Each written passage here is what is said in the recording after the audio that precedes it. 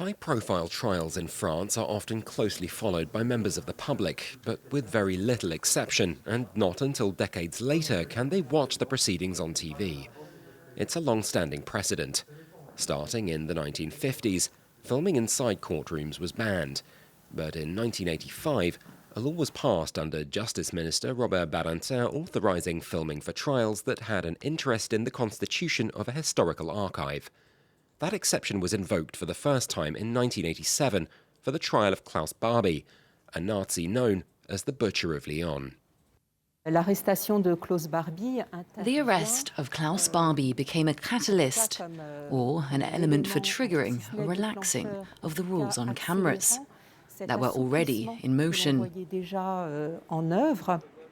In 2020, an exception was made for the proceedings against those responsible for the 2015 attack against the satirical newspaper Charlie Hebdo, the first terrorism trial to be filmed.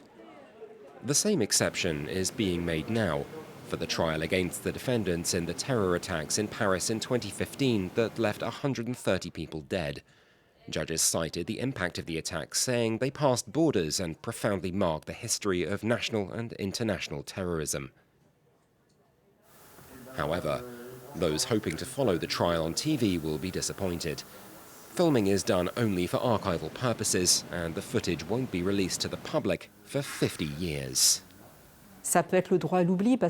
It can be the right to be forgotten, because we can very well imagine that for most of the witnesses, the accused will be dead in 50 years, and so there'll be less sensitivity around their image, around the words they may have said, which, at the time they were said, may have elicited emotion, or could still do so if they were listened to too soon. Critics, though, say cameras in the courtroom shouldn't only be allowed in rare exceptions, and that footage of the trials should be released immediately. Justice that's hidden is justice that isn't democratic. Today, for the public to get into a courtroom, it's really difficult. You have to wait in line and go through metal detectors. Because of the health crisis, only 1 in 3 seats are available.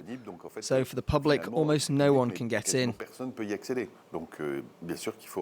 So you have to put cameras back in the courtrooms with certain rules, so people can see how justice is done. Some lawmakers are pushing for such a measure.